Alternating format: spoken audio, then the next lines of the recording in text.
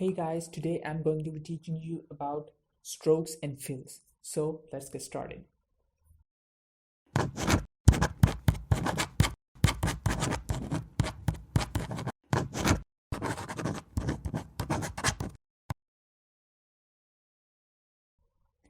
Okay, so today is a tutorial about strokes and fills, and I think this is like a basic to knowing how to design a logo.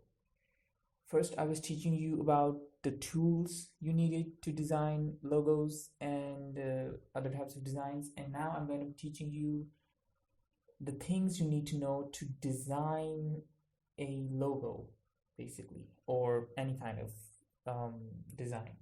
So to do this, to start this tutorial, I'm going to be teaching you about first what a stroke is and what a fill is, if you don't know that.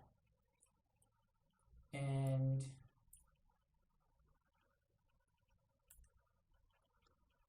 let's start from here. A stroke with a fill. Now, this is basically a stroke with a fill. Now, what does that basically mean?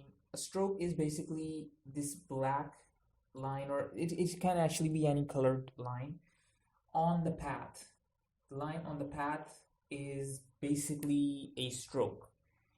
And the inside that is colored, not transparent, colored, is called a fill.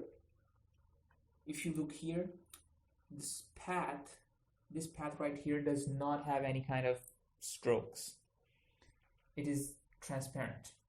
And this one right here has a stroke, but it does not have a fill. Now, another thing to notice is when an object does not have a fill, only a stroke, then if you try to select it by clicking the inside of that object, it will not select it.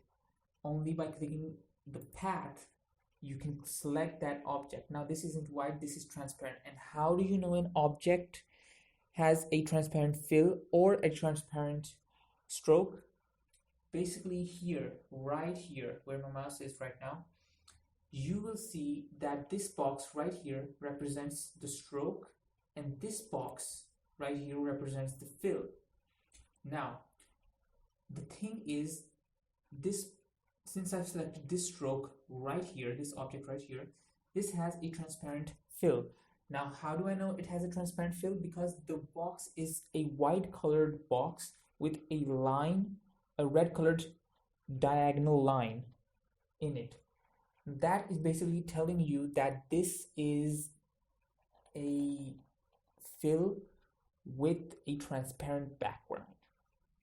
Now let's click on this one, the one that has a fill.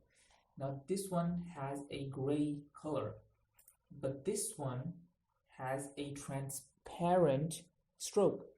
How do I know that? White colored box borders with a diagonal red line. That is how I know this has a transparent stroke. And this is how you tell whether your object has a transparent stroke or not, or is transparent fill or not. So let's say, for example, I wanted to change the color. See, let's select this one, and let's say I wanted to change the color. Okay, so how do I change the color? Well, let's say I want to change the fill first. I double click on this box, and then I can just freely select a color. Let's say this dark bluish type, purple color. Let's say I wanted to select this purplish color. Now I've selected this. This is where you enter the color code, the hex code, and you can either add a hex code that you remember or you know. You can also do that, but I've selected freely here. By doing this, just play around with this, you'll understand this more.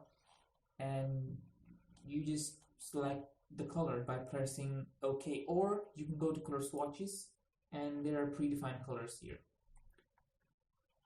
But honestly, I don't really use these that much. I remember color codes, or just search the web for color codes sometimes, and or just select a color from here if necessary. And then after you have done selecting your color, you can just click OK to select it, and you can also mess around with these. You'll understand more if you mess around with these. It'll be better if you learn from experience. The RGB stands for red, green, and blue, and CMYK is basically a type of color you would use for print if you're creating something for print. This is for web colors, this is for print colors, and I've selected a color, and to select it, to confirm this is the color I want, I just press OK and it changes the fill. Okay, now let's say I want to change the stroke. I select this box without a fill and just double click, and let's go with red for now. I selected a red border for this now, a red stroke, and let's say I want to swap these two colors. Now if you see here this double arrow, a bent double arrow right here, this is basically telling you that if you press this, or click this, then you can switch the colors. You have select this color and this color with each other. Oh, sorry, I need to select the object first. Now I click this and it swapped the colors for each other. Okay, so that's how strokes and fills work. Moving on. These are, when you have a stroke, you can decide whether you want it to expand from the center or expand inwards or outwards. Basically what I mean is this is the path and this is expanding towards the top and the outside and the inside, and this is by default, and this is the align stroke option right here. Now let's say I wanted a stroke that was going inwards, inside basically. So to do that, you just click an object and select the second option right here, and this will select this stroke right here that is going inwards. And to know if you have selected this and it is going inwards, is the path is right here, and above it there is no color, it is going inwards. And just increase the size of the stroke to know that it's going inwards, and you will know it's going inside, the stroke is going inside. And the same can be done with a stroke, but this time not inwards, we want the stroke to go outwards. So it's the third option in the line strokes right here, and it is going outwards. You can see right here, and just increase the weight and you will see it is expanding outside of the path, and you will know it's going outside. So that's how the inside outside of strokes work. Now actually I just remembered, I forgot to tell you something. When you are working with strokes, you can increase and decrease the size by the strokes, or even in the strokes panel right here, the strokes tab right here. In the weights section, you can just by default do this, or have predefined weights, and just increase it by using these arrows, or decrease it. By default it is 1, and you can even do this manually. Just I press 10, enter 10, and this is done. This is a stroke with 10th weight, and this is how strokes work. And another thing with strokes is that strokes can have either rounded corners, pointy corners, or cut corners. Now what does that basically mean? That this path right here, this has a pointy corner, as you can see right here. You can see this is pointy. Now the second one has a round join corner, and what I basically mean by that is this corner right here is curved right here, it's rounded basically. And to do that, in the corners section, you just click this one, round join, and this basically makes the corner rounded, And the third option is the bevel join, and basically what this does is this corner, where it's supposed to be either pointy or rounded, is going to be like this slash, this cut, like it's been cut from here, and this is the bevel join, and this is how corners work. So let's move on. Now actually these don't pay any attention to these right here. Let me just change these.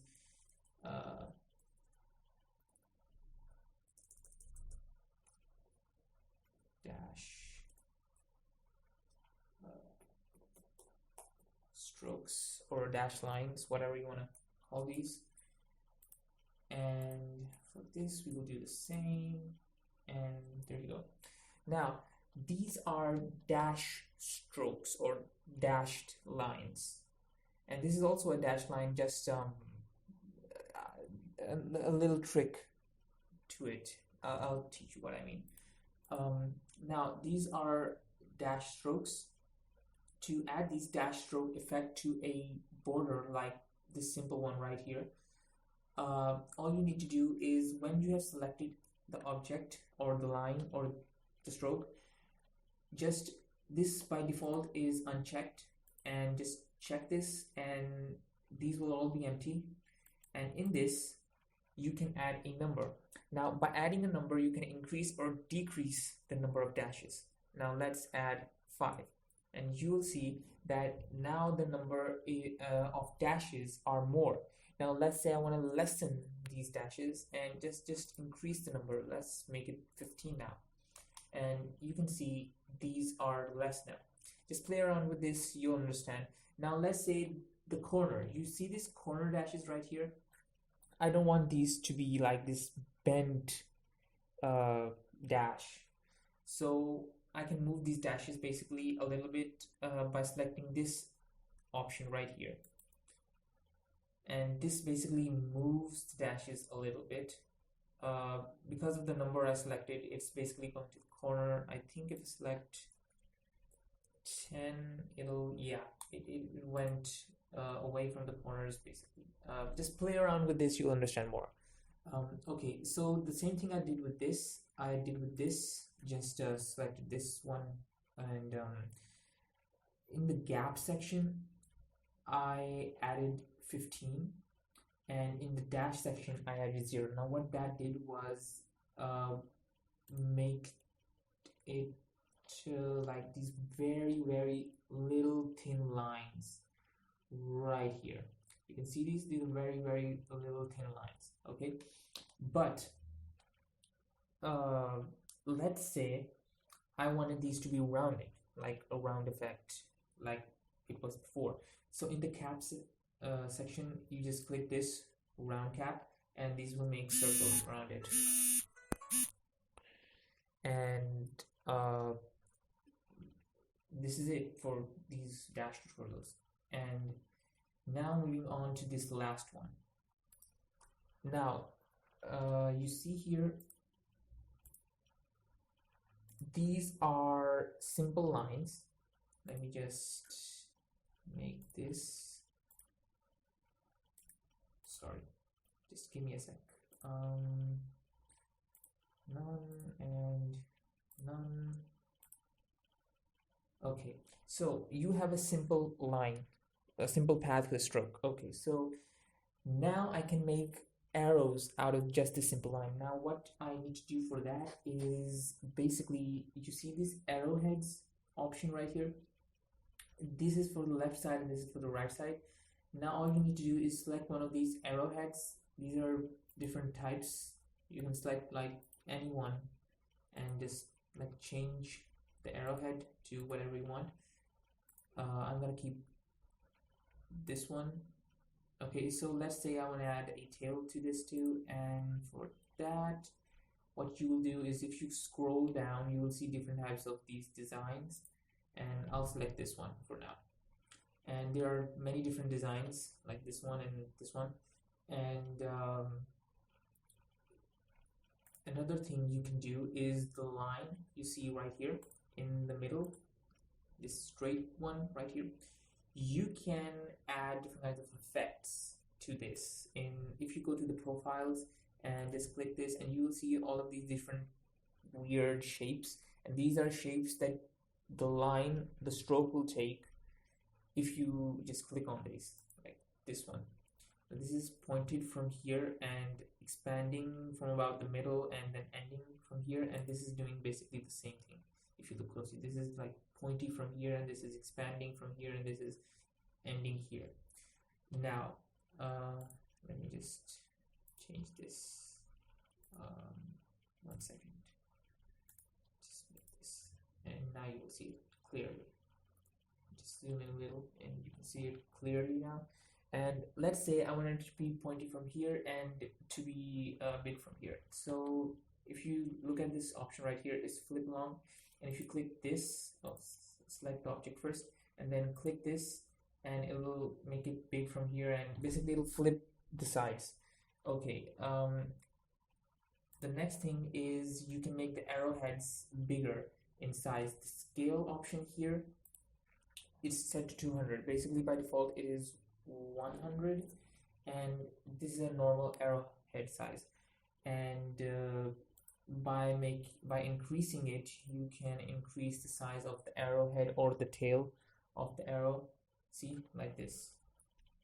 Now I'm gonna make it 200 because that looks okay-ish.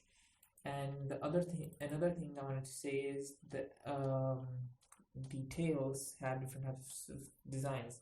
They can be square shapes, and there was a flower shape design as well. Just look at these options and you will see there are finger designs as well, and this flower type and this scissor type, and lots of them. And these white ones you see right here, these are transparent from the inside. These black ones are not transparent. And another thing I wanted to show you guys, let me just do it with this one. Let me just change the tail of this one. Let me just pick this one. Okay, so right now it is ending here, but let's say I want this to end to be more outside, to start from here. So to do that, this align option right here, you just select the second one and we'll extend it towards the outside. See, it's starting from here now, and starting from here. I just play around with all these. Trust me, this is more of a trial and error type of situation. You'll learn more because experience is the best teacher. And this is it for this tutorial. I really hope you like this one. Remember, I am accepting challenges every Wednesday. Like, subscribe, share, and tell all of your friends about these tutorials. And I really hope to catch you in the next one. Till then, I'm signing off. Peace.